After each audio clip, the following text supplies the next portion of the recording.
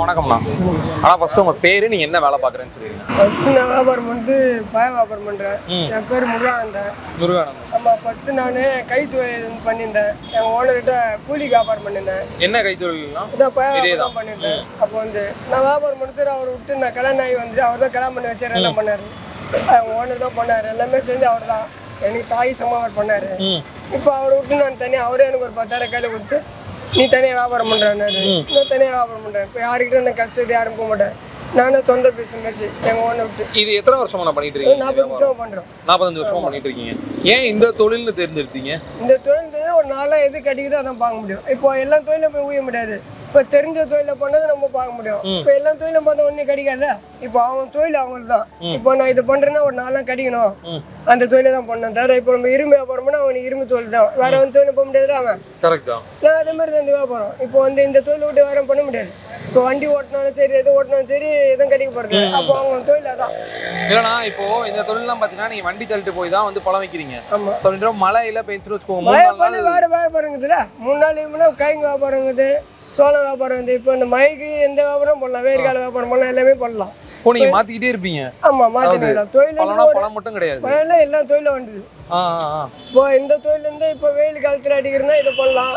இப்போ இந்த மழை காலத்தை வந்து நம்ம காய்ங்க வியாபாரம், வேர்கால வியாபாரம், நம்மளுக்கு வந்து தொழில்ன்றதான் ஒரு தொழில். இப்போ எந்த வியாபாரம் பண்ண முடியாது, ஏன்னா ஒரு தொழில். எத்தனை வயசுல இருந்து இதை பண்ணிட்டு இருக்கீங்க? எனக்கு இப்போ வந்து நான் 56 வயசு ஆச்சு. 56 வயசு, எனக்கு 50 வயசுன்னு வச்சுக்கோங்க. 45 வருஷமா பண்ணிட்டு இருக்கீங்க. 11 வயசுல இருந்து பண்ணிட்டு இருக்கீங்க. ஓ, ஏன்னா சின்ன வயசுல ஏன் படிக்கல, ஏன் இந்த தொழிலுக்குள்ள வந்தீங்க? இப்போ அம்மா அப்பா நம்மளுக்கு படிக்க இது இல்லைல்ல. இப்போ வந்து அவங்க சின்ன வயசு எங்களையே விட்டு இறந்துட்டாங்க. அப்போ சின்ன வயசுல இறந்துட்டாங்க அவங்க. இப்போ செய்யறதெல்லாம் ஒரு பெருமா கூட இருந்து அவங்க நம்மளை கை விட்டாங்க. இப்போ எங்கள் அக்கா வந்து கஷ்டப்பட்டு அது வெண்ணு மின்னிக்கேறி ஒரு குடும்பமாக ஆயிடுச்சு. நம்மளுக்கு வந்து அடுத்தவங்க கையை நிற்க முடியாது. அப்போ வந்து அப்போத்து வியாபாரம் பண்ணுறது வந்து நான் வண்டி ஓட்டினேன். பழைய காலத்துல ரிச்சா வண்டி ஓட்டினேன். அப்போ வந்து எனக்கு அவங்க ஓட சொல்ல, அப்போ ரிச்சா வண்டி ஓடுறது யாரும் நம்மளுக்கு சரி வாடா, நம்மளுக்கு யாரும் கை ஒன்றா கற்றுக் கொடுக்கல, எதுவுமே செய்யலை. நான் ரிச்சா வண்டி சொல்ல, நானே அடுத்த காலில் நிற்க மாட்டேன். சொந்தக்காரங்க கத்தங்காரங்க எந்த யாருக்கிட்டே போக மாட்டேன். எனக்கு தொழில்ன்றது அதான். சொந்தக்காரங்க அத்தவங்க கை ஏந்த மாட்டேன். ஏன்னா கை ஏந்து நம்மளுக்கு கஷ்டத்தான் பட வச்சாங்களா. நம்மளுக்கு 10 நிமிஷம் புண்ணியம் இல்லை.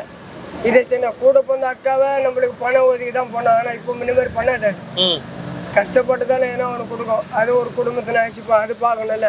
அடிக்கடி கஷ்டப்படக்கூடாது. அதெல்லாம் நான் தனியாக இருந்து தனியாக கஷ்டப்படுறேன். இப்போ எனக்கு குடும்பத்தினா ஆச்சு, குடும்பத்தினா கஷ்டப்படுறேன். அடுத்த காலம் நிற்க கூடாது. இப்போ நீங்க கல்யாணம் பண்ணீங்களே, கல்யாணம் பண்ணி அப்புறம் உங்க ஒய்ஃப் எதுவும் வேலை பாக்குறாங்களா? இல்லை, அவங்க அவங்களுக்கு வேலைன்னா வீட்டு வேலை பார்ப்பாங்க. இப்போ இல்லை, இது இல்லை. ஒரு நாளைக்கு எவ்வளோனா இதுல வருமானம்ன்றது வரும்? இப்போ நம்ம வருமானம் வந்து ஒரு 5000 முதல் போட்டோம்னா ஒரு 500 ரூபா கட்டிக்கிற மாதிரி. ஒரு நாளைக்கு நம்ம ஒரு நாளைக்கு 500 ரூபா கட்டாதான் நம்மளுக்கு குடும்பம் எல்லாம் செலவு பார்க்கணும். நம்ம குழந்தைகிட்டே 3 பசங்க, 3 பையன். மணிகண்டன், மதன்குமார், உமானுவேல். ஒருத்தனுக்கு ஊமை வச்சு கம்மி, மூளை வச்சு கம்மி அவனுக்கு. சரி, அவனுக்கு மூளை வச்சு கம்மி, அவனுக்கு எதுவுமே இல்லை. அவனுக்கு எல்லாம் டிஃபின் பண்ணாச்சு, எல்லாம் அப்படியே தான் குழந்தையில வந்துட்டாங்க. இப்போ என் பொண்டாட்டி அதுக்கு ஒன்றும் அவ்வளோ வேலைலாம் செய்யாது, வீட்டில் தான் இருக்கும். எனக்கு வீட்டு வேலைக்கு போவோம், வீட்டு வேலைக்கு வரும், அது பார்த்துக்கோம். அதுவும் கஷ்டப்படும்.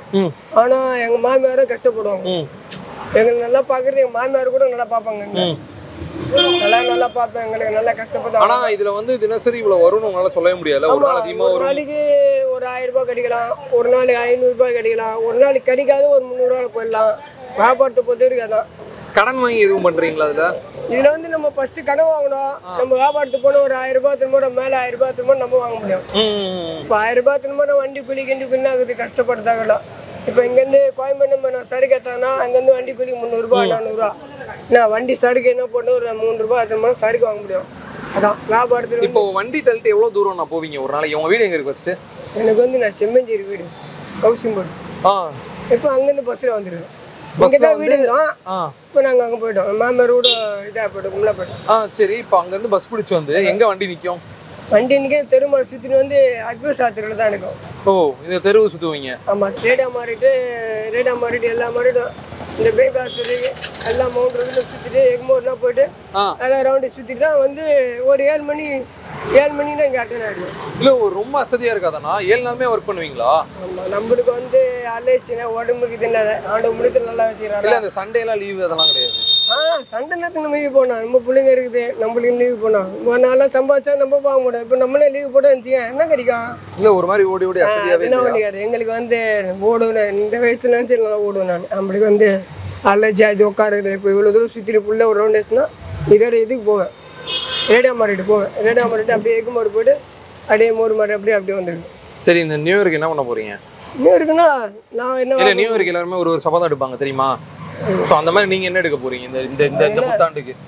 நாங்கள் என்ன எடுக்குது ஒன்றும் சொல்ல முடியாது. இல்லைண்ணா, ஏதாவது சொல்லணும்ல. இப்போ போன புத்தாண்டுக்கு நீங்கள் எதாவது எடுத்துருக்கலாம். இந்த வருஷம் நான் என் பசங்களுக்கு பசங்க வந்து துணி இப்போ நான் இருக்கிற இஷ்டத்துக்கு என் பசங்க துணி அவங்க எடுத்துப்பாங்க. என் வாய்ப்பு எடுத்து கொடுத்துரும், அதுங்க பண்ணிக்கும். என் பொண்டாட்டி இப்போ இந்த மாதிரி என் குழந்தைங்களை எடுத்து கொடுத்துரும். இப்போ நான் எடுக்கிற அதுங்க என் சாட்சி இல்லை, அது அவங்களுக்கு தான். நம்மளுக்கு வந்து சொல்ல முடியாது. என் பொண்டாட்டி தான் சாட்சி. அதேமாதிரி என் வாய்ப்பு மாதிரி எந்த இதையும் கிடைக்க மாட்டாங்க. கஷ்டத்து என் வாய்ப்பு தான். நல்லா கஷ்டப்படுற பொண்ணு, அவங்க அம்மா நல்லா கஷ்டவாளி தான். 2 பேரும் கஷ்டவாளி தான். நல்ல மாமியார், நல்ல வாய்ப்பு. நான் அப்படி நல்ல பசங்க. அவங்க அக்கா தங்கச்சி நல்ல கேரண்ட் தான். என் மாமியார் கிடைச்ச மாதிரி யாருமே கிடைக்க மாட்டாங்க. நல்ல இது கேரண்ட் மாமியார்னா கஷ்டத்துக்கு விடுவாங்க, எல்லாம் செய்வாங்க.